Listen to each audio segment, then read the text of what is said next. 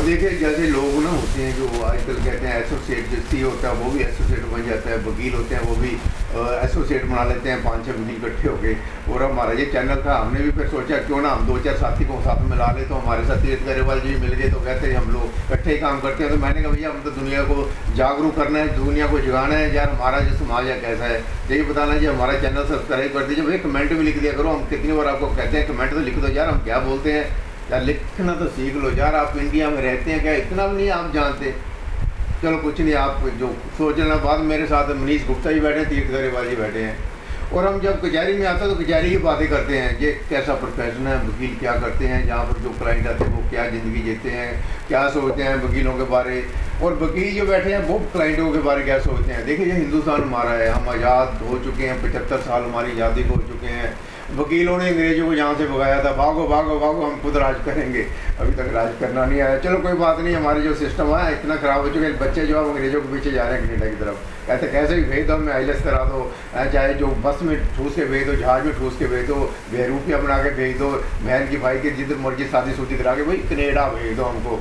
चलो वो तो जा रहे हैं अंग्रेजों के पीछे जा रहे हैं, लेकिन हमारे हिंदुस्तान को कैसे संभालना है। ये हमारे साथ पढ़े लिखे वकील बैठे हैं, तो ज़्यादातर तो लोग आपस में झड़ते हैं ना, झगड़ते हैं तो कोर्ट में केस आता है। थाने वाले कहते हैं भैया हमने तो FIR कर दिया, अपना पीछा छूटा, हमारा काम जो ख़त्म किया तो कोर्ट में आ गए। नहीं जी गुप्ता जी तुम मेरे नाल बैठे हो, मैं I will talk in Punjabi, क्योंकि अंग्रेजी तो अभी लोग समझते नहीं है, पंजाबी तो फिर भी समझ लेंगे। जो हिंदी या पंजाबी जो आप पे निर्भर करता है कौन सी बारे बोला। एक कितना का प्रोफेशन है, तुम क्यों चूज किया, तो तुम की वेखते पे ये अजकल? देखो जी गल तो ये है, मैं जो कचहरी च आया सीगा, ਜਦੋਂ मैं कचहरी साल 2001 की गल है, मैं इत्थे आके देखा इत्थे बड़ी भीड़ पड़ी पई है। लोग इत्थे इंसाफ लैन लई, अपनी तरीका लैन लई, अपना समा इत्थों बचाने लई दिन रात इत्थे जੱਜਾਂ ਨੂੰ कहते रहते कि साडे केस निबड़न, साडे केस निबड़न। मैं हुलारा सोच के इत्थे आया सीगा कि मैं भी इत्थे वकील बना, लोगों दी मदद करा ताकि लोगों को जल्दी इंसाफ मिले। समय के अनुसार जिदा जिदा समा बदलता गया, इत्थों जुडिशरी दे विच भी इंप्रूवमेंट्स आंदियां रही, नो डाउट। इत्थे भी केसां दी थोड़ी जल्दी सुनवाई होने लगी, जज जल्दी केसां दा फैसला भी करन लगे। पर जल्दी फैसले दे विच कईयां नाल इंसाफ हो गया ते कईयां नाल बेइंसाफ। अज दा जिहड़ा कोर्ट दा तजर्बा कहिए तां हरेक बंदे वास्ते खट्टा ते मिठा तजर्बा है। कुछ कहंदे आ जी मैनूं वधिया है, कुछ कहंदे मैनूं माड़ा है। जे किसी ने किसी दा माड़ा कीता है, कोई बंदा किसी की जगह रखी बैठा है तो वह कहता मैनू वकील वो चाहिए जोड़ा मैनू तरीका लैके दे दे, तो जिहदी जगह दबी है वह कहता मैनू वकील वो चाहिए जोड़ा मेरा केस जल्दी नवेड़ दे।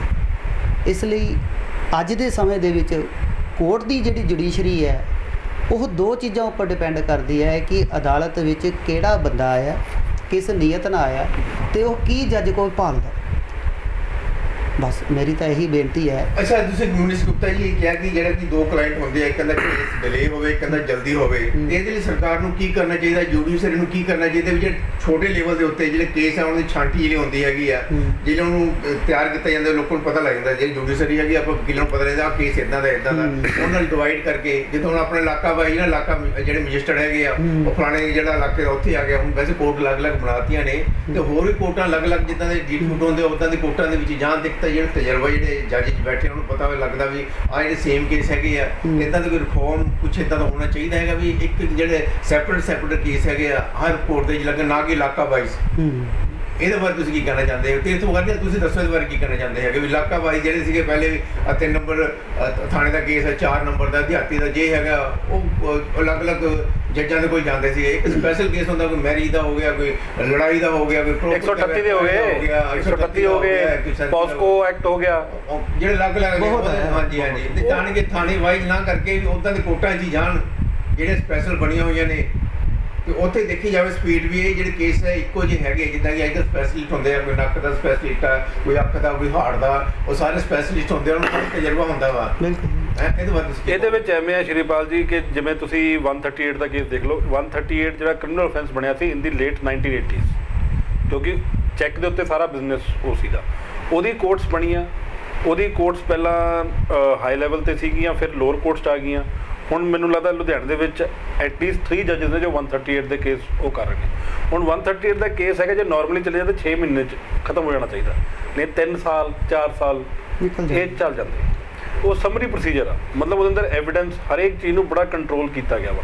ਬਟ ਫਿਰ ਵੀ ਇੱਕ ਪ੍ਰਿੰਸੀਪਲ ਆਫ ਲਾਅ ਆ ਕਿ ਹਰੇਕ ਦੀ ਗੱਲ ਸੁਣੀ ਜਾਣੀ ਚਾਹੀਦੀ ਹੈ, ਇਹ ਤੋਂ ਪਹਿਲਾਂ ਉਹਦੇ ਖਿਲਾਫ ਐਕਸ਼ਨ ਲਿੱਤਾ ਜਾਵੇ।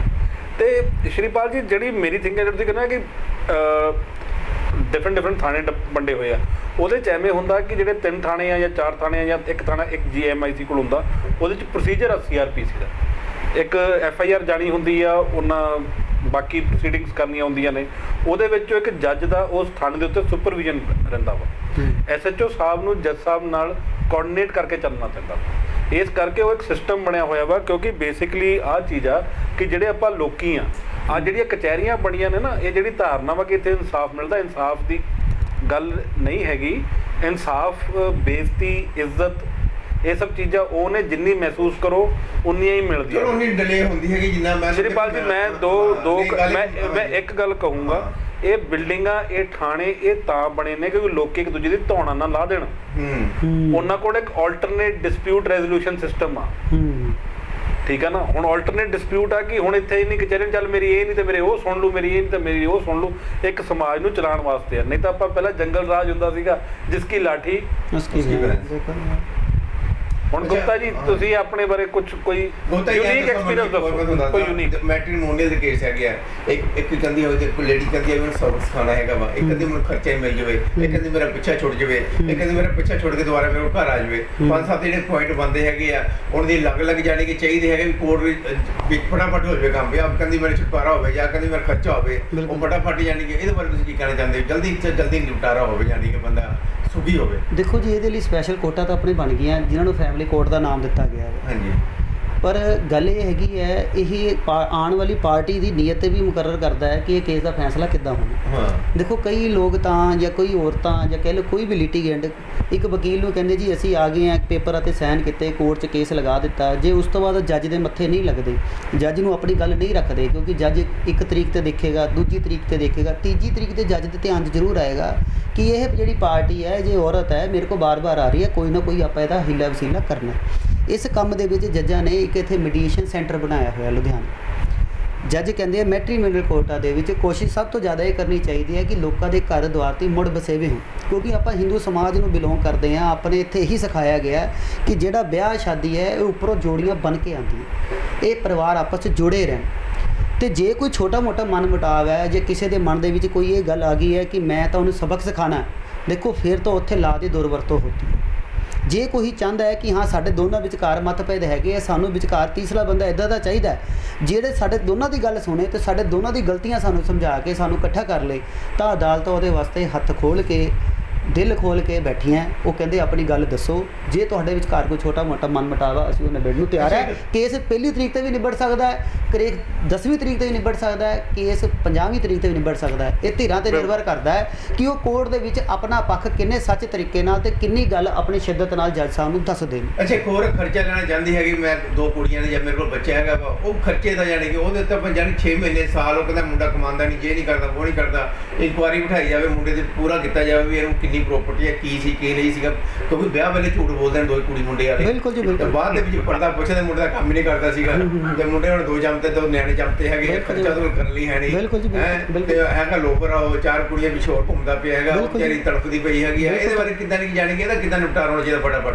ਤੁਸੀਂ ਦੱਸੋ ਤੇ ਵੀ ਦੱਸ ਦਿੰਦੇ ਆਪਣਾ, ਇੱਕ ਤੇ ਆਪਾਂ ਗੱਲ ਕਰਾਂਗੇ। ਤੁਸੀਂ ਦੱਸੋ ਵੀ ਇਹਦੇ ਬਾਰੇ ਜਾਣੀ ਕਿ ਉਹ ਕਿੱਦਾਂ ਫੈਸਲਾ ਹੋਣਾ ਚਾਹੀਦਾ? ਇਹਦੇ ਵਾਸਤੇ ਨਾ ਸ਼੍ਰੀਪਾਲ ਜੀ, ਮੈਨੂੰ ਥੋੜੀ ਜੀ ਇੱਕ ਚਿੱਠੀ ਕੱਢਣੀ ਪੈਣੀ ਆ।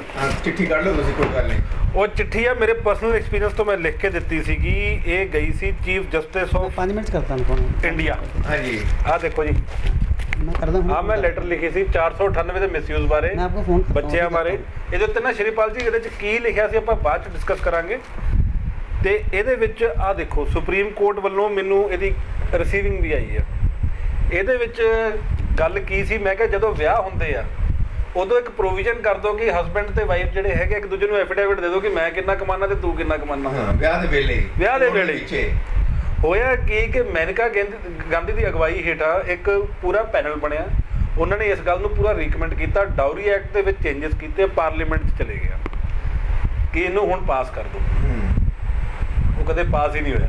ਤੁਸੀਂ ਕੀ ਕਹਿਣਾ ਚਾਹੁੰਦੇ ਗੁਪਤਾ ਜੀ? ਤੇ ਲੇਕਿਨ ਉਹਦੇ ਵਿੱਚ ਹੁਣ ਕੀ ਹੋਇਆ, ਗੁਪਤਾ ਜੀ ਵੀ ਬੈਠੇ ਨੇ, ਹੋਰ ਬਾਕੀ ਵਕੀਲ ਸਾਹਿਬ ਵੀ ਹੋਣਗੇ, ਜੇ ਤੁਹਾਡੀ ਗੱਲ ਦੇ ਚ ਦਮ ਆ ਉਹਦਾ ਇਫੈਕਟ ਪੈਂਦਾ ਵਾ। ਕੋਰਟਸ ਨੇ ਆਰਡਰ ਕਰਤਾ in all matrimonial disputes both parties to give affidavit regarding property and regarding earning. ਰੌਲਾ ਤਾਂ ਪੈਸੇ ਦਾ ਹੀ ਆ। ਹਾਂ ਤੇ ਹੁਣ ਦੇ ਰਹੇ ਨੇ, ਹੁਣ ਹੋ ਰਿਹਾ ਹੁਣ ਮਰੀ ਗਾਂ ਜਿੰਨਾ ਮਰਜ਼ੀ ਥਣ ਧੋਈ ਚੱਲੋ, ਦੁੱਧ ਨਹੀਂ ਦੇਣਾ। ਜਿਹੜਾ ਮੁੰਡਾ ਲੋਫਰ ਆ ਲੋਫਰ ਹੀ ਰਹਿਣਾ। ਨਹੀਂ ਫਿਰ ਹੁਣ ਜਿਹੜਾ ਐਫੀਡੇਵਿਟ ਦਿੱਤਾ ਹੁੰਦਾ ਹੈਗਾ ਵਾ ਉਹਦੇ ਪ੍ਰਵੀਨ ਤੇ ਫਿਰ ਐਕਸ਼ਨ ਹੁੰਦਾ ਵਾ। ਬਿਲਕੁਲ ਉਸੇ ਟਾਈਮ ਆਰਡਰ ਚੱਲ 20 ਲਿਖਿਆ ਦੱਸ ਦੇ। ਉਹੀ ਗੱਲ ਹੈ ਜਿਹੜੀ ਮੈਂ ਗਰੇਵਾਲ ਸਾਹਿਬ ਦੀ ਗੱਲ ਨੂੰ ਥੋੜਾ ਜਿਹਾ ਹੋਰ ਦੱਸਦਾ। ਸੁਪਰੀਮ ਕੋਰਟ ਨੇ ਇਹ ਹੁਕਮ ਕਰ ਦਿੱਤੇ ਨੇ ਕਿ ਜੇ ਕੁੜੀ ਨੇ ਕੋਰਟ 'ਚ ਖਰਚਾ ਲੈਣਾ ਤਾਂ ਕੁੜੀ ਨੇ ਆਪ ਐਫੀਡੇਵਿਟ ਲਿਖ ਕੇ ਦੇਣਾ ਕਿ ਮੈਂ ਕੀ ਕਮਾਨੀ ਹੈ, ਮੈਂ ਕਿੰਨੀ ਪੜ੍ਹੀ ਲਿਖੀ ਹੈ, ਮੇਰੇ ਕੀ ਖਰਚੇ ਹੈ। ਤੇ ਮੁੰਡੇ ਕੋਲੋਂ ਵੀ ਇਹ ਮੰਗ ਲਿੱਤਾ ਗਿਆ ਕਿ ਤੇਰੇ ਨਾਮ ਤੇ ਕੀ ਕਮਾਈ ਹੈ, ਤੂੰ ਕੀ ਕੰਮ ਕੀਤਾ ਵਾ, ਜਾਂ ਤੇਰੀ ਕੀ ਲਾਇਬਿਲਿਟੀਜ਼ ਹੈਗੀ, ਤੇਰੀਆਂ ਕੀ ਦੇਣਦਾਰੀਆਂ ਹੈਗੀਆਂ। ਹੁੰਦਾ ਕੀ ਹੈ ਸ਼੍ਰੀਪਾਲ ਜੀ, ਲੋਕ ਖਰਚੇ ਦੇ ਕੇਸ ਦੇ ਵਿੱਚ ਜਦੋਂ ਮੁੰਡਾ ਕੋਈ ਜਦੋਂ ਵਿਆਹੁੰਦਾ ਵਾ ਅਗਲਾ ਕਹਿੰਦਾ 10-12 ਹਜ਼ਾਰ ਰੁਪਏ ਕਮਾਉਂਦਾ, ਮੇਰੀ ਕੁੜੀ ਠੀਕ ਹੈ, ਘਰ-ਬਾਰ ਠੀਕ ਹੈ, ਮੇਰੀ ਕੁੜੀ ਸੁਖੀ ਰਹੇਗੀ। ਪਰ ਜਦੋਂ ਕੋਰਟ ਕਚਹਿਰੀ ਵਿੱਚ ਮਾਮਲੇ ਆਉਂਦੇ ਤਾਂ ਉਹ 10,000 ਰੁਪਏ ਦੀ ਇਨਕਮ ਕੋਰਟ ਦੇ ਵਿੱਚ ਲੱਖਾਂ ਰੁਪਈਆ ਲਿਖ ਦਿੱਤੀ ਜਾਂਦੀ। ਉਹ ਜੱਜ ਨੂੰ ਇਸ ਗੱਲ ਨੂੰ ਕਨਵਿੰਸ ਕਰਨ ਲਈ ਕਿ ਉਹਦੀ ਲੱਖਾਂ ਰੁਪਈਆ ਇਨਕਮ ਹੈਗੀ ਹੈ, ਇਸੇ ਗੱਲਾਂ ਦੇ ਵਿੱਚ ਕਈ ਤਰੀਕਾਂ ਪੈ ਜਾਂਦੀਆਂ। ਉਸ ਲਿਟੀਗੇਸ਼ਨ ਨੂੰ ਕੱਟ ਛੋੜ ਕਰਨ ਲਈ ਇੱਕ ਦੋਨੋਂ ਪਾਰਟੀਆਂ ਨੂੰ ਕਹਿ ਦਿੱਤਾ ਜਾਂਦਾ ਜਿਹਨੇ ਖਰਚਾ ਲੈਣਾ ਹੈ ਤੇ ਜਿਹਨੇ ਖਰਚਾ ਦੇਣਾ ਹੈ, ਤੁਸੀਂ ਦੋਨੋਂ ਲਿਖਤੀ ਰੂਪ ਕੋਰਟ ਦੇ ਵਿੱਚ ਐਫੀਡੇਵਿਟ ਫਾਈਲ ਕਰੋ ਕਿ ਤੁਹਾਡੀ ਆਹ ਕਮਾਈ ਹੈ, ਤੁਹਾਡੇ ਆਹ ਖਰਚੇ ਹੈ ਤੇ ਤੁਹਾਡੇ ਕੋਲ ਆਹ ਚੀਜ਼ਾਂ ਹੈਗੀਆਂ, ਤਾਂ ਕਿ ਜੱਜ ਇਹ ਵੀ ਪੱਖ ਦੇਖ ਸਕੇ ਕਿ ਕੁੜੀ ਜਿਹੜੀ ਖਰਚਾ ਮੰਗਦੀ ਪਈ ਹੈ ਕੋਈ ਕੰਮ ਕਰਦੀ ਹੈ ਜਾਂ ਉਹਦੇ ਕੋਲ ਕੀ ਸੋਰਸ ਹੈ। ਜੱਜ ਇੱਥੇ ਤੱਕ ਕਿ ਹੁਣ ਇਹ ਵੀ ਹਦਾਇਤਾਂ ਦਿੱਤੀ ਹੈ ਕੁੜੀ ਦਾ ਕੋਈ ਬੈਂਕ ਦਾ ਅਕਾਊਂਟ ਹੈ, ਕੁੜੀ ਦਾ ਕੋਈ ਪੈਨ ਨੰਬਰ ਹੈ, ਕੁੜੀ ਕਿੰਨੀ ਪੜ੍ਹੀ ਲਿਖੀ ਹੈ, ਇਹ ਸਭ ਚੀਜ਼ਾਂ ਕੋਰਟ ਦੇ ਵਿੱਚ ਲਿਖਤੀ ਰੂਪ ਦੇ ਵਿੱਚ ਦਿੱਤੀਆਂ ਜਾਣ, ਤਾਂ ਕਿ ਦੋਨੋਂ ਧਿਰਾਂ ਜਦੋਂ ਜੱਜ ਦੇ ਜਿਸ ਦਾ ਖਰਚਾ ਲਗਾਉਣਾ ਹੈ ਜਾਂ ਜਿਹਨੂੰ ਲਗਾਉਣਾ ਹੈ ਉਹ ਦੋਨੋਂ ਧਿਰਾਂ ਦੀ ਪਰਸਨਲ ਡਿਟੇਲ ਜੱਜ ਦੇ ਕੋਲ ਹੋਵੇ ਤਾਂ ਉਹ ਸਹੀ ਹੁਕਮ ਦੇ ਸਕਣ, ਤਾਂ ਕਿ ਦੋਨੋਂ ਪਾਰਟੀਆਂ ਨੂੰ ਇਨਸਾਫ ਮਿਲੇ। ਨਹੀਂ ਤਾਂ ਲੋਕ ਕੀ ਕਰਦੇ, ਖਰਚਾ ਲੱਗਦਾ ਜੀ ਉਹਦੀ ਅਪੀਲ ਫਾਈਲ ਕਰ ਦਿੰਦੇ ਆ, ਉਹ ਲੜਕੀ ਫੇਰ ਕਹਿੰਦੀ ਮੈਨੂੰ ਖਰਚਾ ਨਹੀਂ ਮਿਲਿਆ। ਇਸੇ ਤਵੱਜੋ ਦੇ ਵਿੱਚ ਇਸੇ ਪ੍ਰੋਸੈਸ ਦੇ ਵਿੱਚ ਕਿ ਸਾਲਾਂ ਸਾਲ ਨਿਕਲ ਜਾਂਦਾ ਕਿ ਮੁੰਡਾ ਕਮਾਉਂਦਾ ਕੀ ਹੈ, ਜੋ ਅਸਲੀ ਇਨਕਮ ਹੈ ਉਹ ਲੜਕੀ ਨੂੰ ਵੀ ਪਤਾ ਹੁੰਦੀ ਹੈ, ਉਹ ਲੜਕੇ ਨੂੰ ਵੀ ਪਤਾ ਹੁੰਦੀ ਹੈ।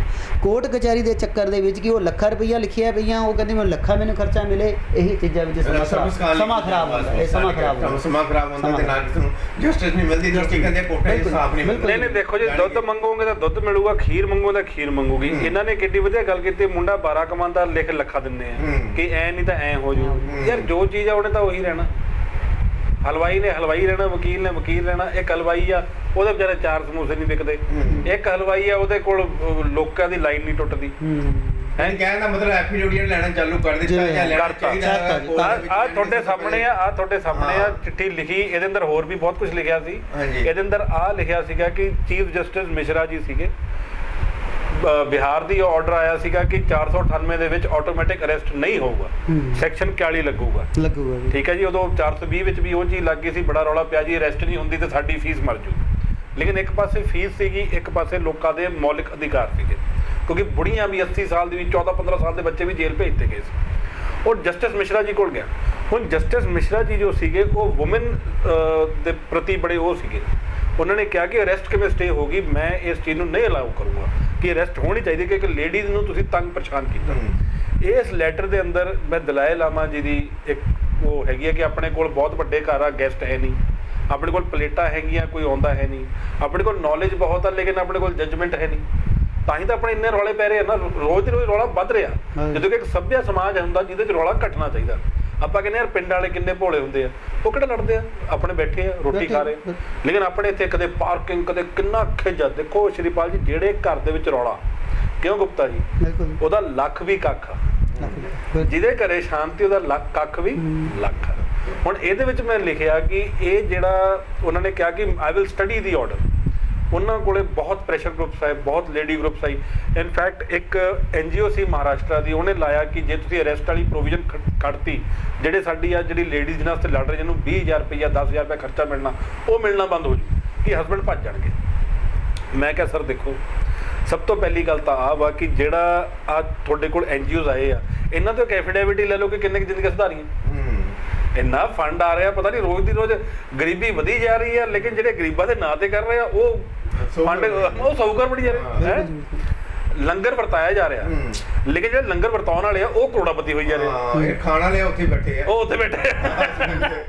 ਅੱਛਾ, ਫਿਰ ਮੈਂ ਦੂਜੀ ਗੱਲ ਲਿਖੀ ਕਿ ਬਈ ਇਹ ਜਿਹੜੀ ਲੇਡੀ ਆ ਨਾ, ਇੱਕ ਜਿਵੇਂ ਸ਼ੇਰ ਹੁੰਦਾ ਨਾ ਸਰਕਸ ਦਾ, ਕਿ ਇਹ ਸਰਕਸ ਦੇ ਸ਼ੇਰ ਵਾਂਗੂ ਆ ਕਿ ਇਹਨਾਂ ਨੂੰ ਬਣਾ ਰੱਖਿਆ ਕਿ ਇਹ ਜਿਹੜਾ ਤੁਸੀਂ ਕਦੇ ਸ਼੍ਰੀਪਾਲ ਜੀ ਦੱਸੋ ਗੁਪਤਾ ਜੀ, ਤੁਸੀਂ ਦੁਬਲਾ ਪਤਲਾ ਸ਼ੇਰ ਦੇਖਣਾ ਪਸੰਦ ਕਰੋਗੇ? ਨਹੀਂ, ਹਾਂ ਟਕਟਾ ਹੈ ਨਾ। ਉਹ ਜਿਹੜੀ ਮੈਂ ਕਿਹਾ ਜਿਹੜੇ NGO ਨੇ ਤੇ ਆ ਬਾਕੀ ਜਿਹੜੇ ਲੋਕ ਆ ਨਾ ਜਿਹੜੇ ਤੁਹਾਡੇ ਕੋਲ ਆ ਕੇ ਲੇਡੀਜ਼ ਦੀ ਗੱਲ ਕਰ ਰਹੇ ਆ, ਇਹ ਉਹ ਸਰਕਸ ਮਾਸਟਰ ਵਾਂਗੂ ਆ ਤੇ ਇੱਕ ਸਰਕਸ ਚੱਲ ਰਹੀ ਆ। ਉਹ ਦੁਨੀਆ ਨੂੰ ਕਹਿ ਰਿਹਾ ਜੀ ਉਹ ਸ਼ੇਰ ਅਜੇ ਪਤਲਾ ਵਾ, ਉਹ ਪੈਸੇ ਦੋ ਉਹਨੂੰ ਤਾਜ਼ਾ ਕਰਾਂਗੇ, ਫਿਰ ਤੁਹਾਨੂੰ ਕਰਤੱਵ ਕਰਕੇ ਦਿਖਾਵਾਂਗੇ। ਉਹ ਬਹਿ ਕੇ ਇੰਨੇ ਸਾਲ ਹੋ ਗਏ ਉਹ ਸ਼ੇਰ ਉੱਥੇ ਹੀ ਬੈਠਾ ਤੇ ਸਰਕਸ ਮਾਸਟਰ ਮੋਟੇ ਹੋ ਗਏ, ਪੈਸੇ ਆਈ ਜਾਂਦੇ। ਬਿਲਕੁਲ। ਲੇਕਿਨ ਗੱਲ ਦੇ ਵਿੱਚ ਵਜਨ ਹੋਣਾ ਚਾਹੀਦਾ ਵਾ। ਇਹ ਮੈਂ ਨਹੀਂ ਲਿਖਦਾ, ਇਹ ਉਸ ਸਮੇਂ ਦੇ ਵਿੱਚ ਲక్ష్ਮੀ ਜੀ, ਠੀਕ ਹੈ ਨਾ, ਰੱਬ ਜੋ ਸੀਗਾ ਉਹ ਪੈਨ ਦੇ ਵਿੱਚ ਵੜ ਜਾਂਦਾ, ਇਹ ਤੋਂ ਵੱਡੀ ਤਾਕਤ ਕੋਈ ਨਹੀਂ, ਠੀਕ ਹੈ।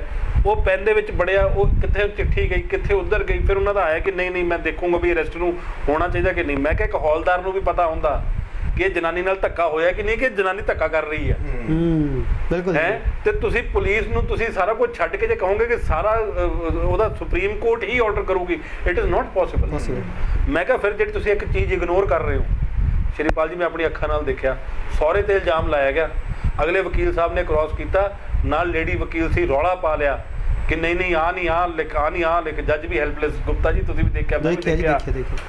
ਉਹ ਵਾਪਸ ਗਈ, ਉਹਨਾਂ ਦੇ ਵਕੀਲ ਸਾਹਿਬ ਆਏ, ਉਹਨਾਂ ਨੇ ਫਿਰ ਜ਼ੋਰ ਪਾਇਆ ਕਿ ਨਹੀਂ ਤੂੰ ਆ ਲਾਈਨ ਲਿਖਾ, ਕਿ ਮਤਲਬ ਸਹੁਰਾ ਵੀ ਨਾ ਛੁੱਟੇ। ਮਤਲਬ ਉਹ ਲੇਡੀ ਲਿਖਣ ਨੂੰ ਤਿਆਰ ਨਹੀਂ, ਲੇਕਿਨ ਕੰਪਲਸ਼ਨ ਕੋਈ। ਉਹ ਮੈਂ ਕਿਹਾ ਕਿ ਤੁਸੀਂ ਜਾ ਕੇ ਕ੍ਰਾਸ ਐਗਜ਼ਾਮੀਨੇਸ਼ਨ ਦੇਖੀ ਹੈ ਸਰ ਜਿਹੜੀ ਥੱਲੇ ਹੋ ਰਹੀ ਹੈ, ਤੁਸੀਂ ਹਾਲ ਦੇਖੇ ਆ? ਮੈਂ ਕਿਹਾ ਤੁਹਾਡੇ ਕੋਲੇ ਨਾ ਜੇਲਾਂ ਨਹੀਂ ਹੋਣੀਆਂ ਜਿਹੜੇ ਆ ਕਿਉਂਕਿ 85% ਵਿਆਹ ਠੀਕ ਨੇ, 85% ਠੀਕ ਨੇ, ਜਿਹੜੇ 15% ਵਿਆਹ ਜਾਂ 10% ਐਡੇ ਘਟੀਆ ਪੱਧਰ ਤੇ ਉਤਰ ਚੁੱਕੇ ਆ ਕਿ ਕੋਰਟ ਨੂੰ ਕਹਿਣਾ ਪਿਆ ਇੱਕ ਦੂਜੇ ਤੇ ਜਿਹੜਾ ਇਲਜ਼ਾਮ ਲਾਉਣਾ ਨਾ ਉਹ ਲਿਫਾਫੇ 'ਚ ਬੰਦ ਕਰਕੇ ਦਿਓ, ਕਿ ਕੋਰਟ 'ਚ ਸਾਡੇ ਵੀ ਕੰਨ ਪੱਕ ਜਾਂਦੇ ਜਿਹੜਾ ਤੁਸੀਂ ਇੱਕ ਦੂਜੇ ਤੇ ਇਲਜ਼ਾਮ ਲਾ ਰਹੇ ਹੋ। ਮੈਂ ਕਿਹਾ ਜੀ ਤੁਹਾਡੇ ਕੋਲੇ ਜੇਲਾਂ ਨਹੀਂ ਹੋਣੀਆਂ, ਜਿਹੜੇ ਬੱਚੇ ਪੈਦਾ ਹੋ ਰਹੇ ਨੇ ਐਸੇ ਕੌਨਫਲਿਕਟ ਦੇ ਵਿੱਚੋਂ, ਮਾਂ ਬਾਹਰ ਨਿਕਲਦੀ ਆ ਦੇਖਿਆ, ਫਿਰ ਜੱਜ ਨੂੰ ਰੋ ਕੇ ਦਿਖਾਤਾ, ਉੱਥੇ ਬਾਪੂ ਲਿਖਾ, ਫਿਰ ਦੇਖਿਆ ਨਾ ਕਰਾਤੀ ਗਵਾਹੀ। ਉਹ ਤੁਸੀਂ ਇਹ ਨਹੀਂ ਜਿਹੜਾ ਬੱਚੇ ਦੇ ਉਹ ਸੁਣ ਰਿਹਾ ਉਹ ਕਿੰਨਾ ਪਰਫੈਕਟ ਕ੍ਰਿਮੀਨਲ ਬਣੂਗਾ, ਉਹਨੂੰ ਕੋਈ ਥਾਣੇ ਕਚਹਿਰੀ ਦਾ ਡਰ ਨਹੀਂ ਰਹਿਣਾ। ਬਿਲਕੁਲ ਸਹੀ। ਮੈਂ ਕਿਹਾ ਤੁਹਾਡੇ ਕੋਲ ਡੱਕਣ ਨੂੰ ਜਗ੍ਹਾ ਨਹੀਂ ਹੋਣੀ। ਤੇ ਉਸ ਤੋਂ ਬਾਅਦ ਨਾ ਤਾਂ ਮੈਨੂੰ ਉਹ ਲੱਭੀ ਜਿਹਦੀ NGO ਨੇ ਲਾਈ ਸੀ ਕਿ ਅਰੈਸਟ ਹੋਣੀ ਚਾਹੀਦੀ ਆ, ਬਿਲਕੁਲ ਉਲਟਾ ਐਫੀਡੇਵਿਟ ਹੋ ਗਿਆ ਕਿਉਂਕਿ ਹੈ ਪੈਸੇ ਦੀ ਲੜਾਈ। ਬਿਲਕੁਲ ਸਹੀ। ਇਸ ਕਰਕੇ ਤੁਸੀਂ ਬਿਲਕੁਲ ਸਹੀ ਗੱਲ ਕਹੀ ਕਿ ਬਈ ਨਾ ਮੁੰਡੇ ਵਾਲੇ ਸਹੀ ਦੱਸਦੇ ਆ ਨਾ ਕੁੜੀ ਵਾਲੇ ਦੱਸਦੇ ਆ। ਝੂਠ ਦਾ ਪਲੇਂਦਾ ਯਾਰ। 30 ਲੱਖ ਲੈ ਕੇ ਗੁਪਤਾ ਜੀ ਵਿਆਹ ਕਰਤਾ, ਦੱਸੋ। ਅੱਛਾ 30 ਲੱਖ ਕੇ ਵਿਆਹ ਕੀਤਾ, ਪਿੱਛੋਂ ਦੀ ਕੁੜੀ ਦਾ ਫੋਨ ਆਵੇ, ਉਹ ਕਹੇ ਜੀ ਮੇਰਾ ਘਰ ਵਾਲਾ ਮੈਨੂੰ ਠੀਕ ਨਹੀਂ ਬੋਲਦਾ, ਮਾਂ ਕਹੇ ਤੇਰਾ ਘਰ ਵਾਲਾ ਠੀਕ ਬੋਲਦਾ, ਤੇਰਾ ਬੁੜਾ ਮੰਜੇ ਤੇ ਪਿਆ, ਕਰਦਾਰ ਘਰੋਂ ਬਾਹਰ ਖੜਿਆ, ਉਹ ਘਰ ਬਸ ਨੂੰ ਨਾ ਜੀ ਨਾ, ਬਿਲਕੁਲ। ਚਲੋ ਤੀਰਥ ਮੇਰੇ ਵਾਲੀ ਟਾਈਮ ਵੀ ਬਹੁਤ ਹੋ ਰਿਹਾ। ਹਾਂਜੀ ਮਨੀਸ਼ ਗੁਪਤਾ ਜੀ ਤੁਸੀਂ ਵੀ ਅੱਜ ਟਾਈਮ ਦਿੱਤਾ ਸਾਨੂੰ। Gupta ji very very thank you. ਫਿਰ ਕभी ਮਿਲਾਂਗੇ, ਧੰਨਵਾਦ ਸਭ। ਪਲੀਜ਼ ਸਬਸਕ੍ਰਾਈਬ ਕਰੇ, ਲਾਈਕ ਕਰੇ ਤੇ ਲੁਧਿਆਣਾ ਬਾਰ ਵਾਸਤੇ ਅਸੀਂ ਇਹ ਜੇ ਉਪਰਾਲਾ ਚਲਾਇਆ, ਹੋਰ ਪੋਸਟਾਂ ਪਾਉਂਦੇ ਰਹਾਂਗੇ। ਆਪਣੇ ਸੁਝਾਅ, ਆਪਣੀ ਕੋਈ ਗੱਲਬਾਤ ਪੁੱਛਣੀ ਹੋਏ ਤਾਂ ਜਦੋਂ ਮਰਜ਼ੀ ਕਮੈਂਟ ਕਰਕੇ ਕਮੈਂਟਸ ਕਰ ਦਿਓ ਜੀ। ਦੱਸੋ। ਧੰਨਵਾਦ। ਚੰਗਾ ਜੀ, ਥੈਂਕ ਯੂ।